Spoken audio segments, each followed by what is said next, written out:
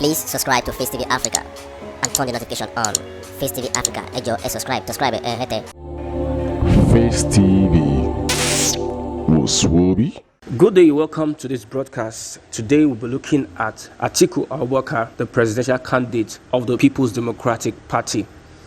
There is some information he wants to tell Nigerians that Nigerians need to know about, and this information he believes is going to blow the mind of millions of Nigerians.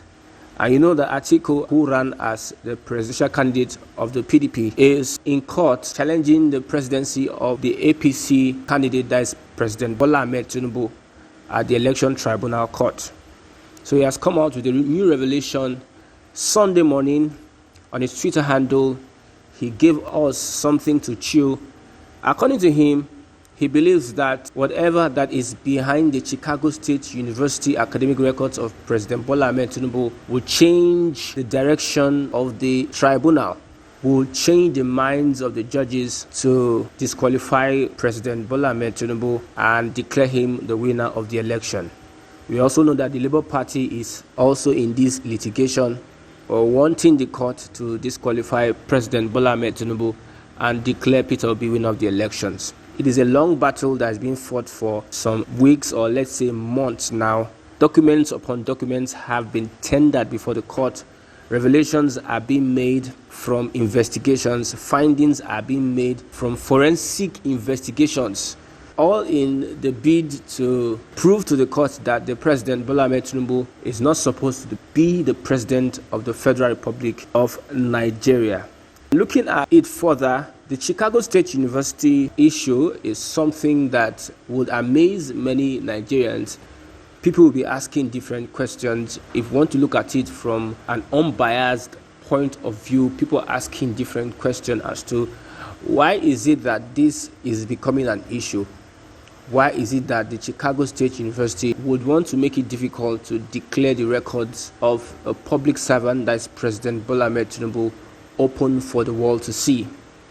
We know that before now it was his private document, but now he's a public servant, and we need to know or verify, according to the PDP Prosecution Council, verify whether the information the President Bola Ahmed Tinubu filled on the INEC form will commiserate, will be the same with that he filled on the Chicago State University admission form. You know that there is this discrepancy. People are trying to figure out the secondary school the President Bola Ahmed Tinubu went and also the primary school he went. It is becoming a mystery to so many people, the school he went, and it has become a nightmare of some people. They will not sleep, they will not have rest until they have the information about President Bola Ahmed Tinubu's primary school and secondary education. So like I said, the presidential candidate of the PDP, Atiku, woke up in the morning and said that he's confused. He was wondering how we got to this point. He said in 1999, the President Bola Ahmed Tinubu claimed he attended St. John's Primary School, Aroloya, Lagos, before proceeding to Children's Home School in Ibadan. He said, according to him, next port of call in his educational journey was Government College Ibadan and Richard Daley College and Chicago State University in the United States. Curiously, in 2023, Tinubu settled with attending only Chicago State University. That is, when he was filling his INEC form, he did not indicate whether he attended the primary school nor whether he attended the secondary school, but it was indicated that he attended Chicago State University. So they are curious as to why is it that the blank that has to do with the primary and secondary school education of the President Bola Ahmed Tinubu is left empty. So he was asking, how is that possible? He said he thinks that all well-meaning Nigerians should be as confused as I am with Tinubu's declaration that he had no primary and secondary school education, yet he has a university degree.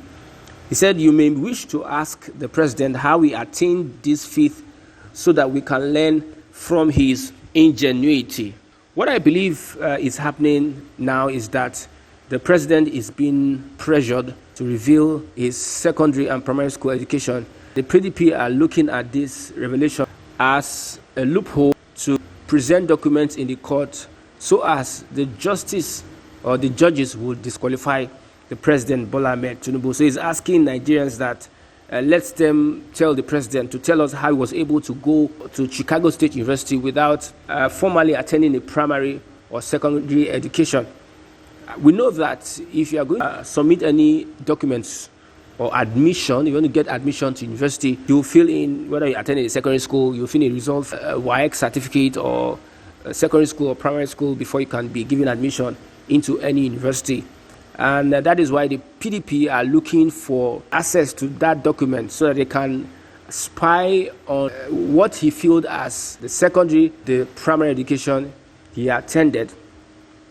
So they are surprised how he was able to be working with Mobile, how he became a governor, how he became a senator, how he became the president without going through primary or secondary education. If we are going to tell ourselves the truth, we all know that the Tinubu we know or we see must have attended a primary and secondary school. It is not possible with his level of intelligence, level of comprehension, and with some of the feats he has achieved as a person. Even attending Chicago State University, one would believe that he must have attended a secondary or primary school, although there may be some information that may not be correct with what is applicable or what we have here in the country. Probably, I'm just insinuating, probably that is why he may not have wanted the PDP to have access to his academic records. But no one will tell us that the president, Bola Ahmed Tinubu, did not attend a primary, secondary school. If someone tells you that, I think the person is not being rational. At least you must have attended primary school, secondary school to gain admission into a university, especially a university in Chicago. So this is something may change the course of history. If it goes south, that means on the part of APC, if the judgment goes against the APC, if it is revealed that this information turns out to be that there was forgery or false information was given to INEC, it may, however, lead to disqualification. It's going to change the course of history, and probably there might be a rerun or a change of government or declare Atiku winner. But I believe that at this point in time, the election tribunal has concluded its case, and we're expecting a judgment soon. So whatever is being found by Atiku or may be found by Atiku in the future would not be admissible in court as we speak. Probably in the future, it might be admissible at the Supreme Court, because I believe that if the judgment is being given today, tomorrow, or next tomorrow, either of the parties, whether the PDP, APC, or Labour Party, will be going straight to the Supreme Court, because everyone believes that he won the election. The Labour Party believes he won the election. The PDP believe they won the election. And also the APC believe that the election was free and fair, and the mandate with the President Bola Ahmed Tinubu is a mandate he deserved. When you look at Twitter and look at the reactions of people on this issue, I think there's a sentiment that is being built up that the president didn't go to school. No, that sentiment, I think, is a social media hype. President did not go to school. It is not possible that I have attained such a level in life. What may be correct is that the information given to INEC, the information filled on his form, was not consistent with what is being admitted at the Chicago State University. What was filled when he was going to be governor of Lagos State will be different from that. And I believe that at this point in time, let's focus on how to strengthen our institutions, the INEC. Let's focus on how to strengthen the judicial system. Let's focus on how to strengthen the legislature and the executive so that we can have good dividends of democracy. Whatever allegation that is being brought before the courts, if the executive can influence or manipulate the court, I think we might be wasting our time on these court cases. But let justice be done, and let the people be the ones that will reap the dividends. Let the people be the ones that will win at the end of the day. Whoever becomes president, the people will always win. Please subscribe to Facetv Africa and turn the notification on. Facetv Africa, subscribe. Face TV was Swoby.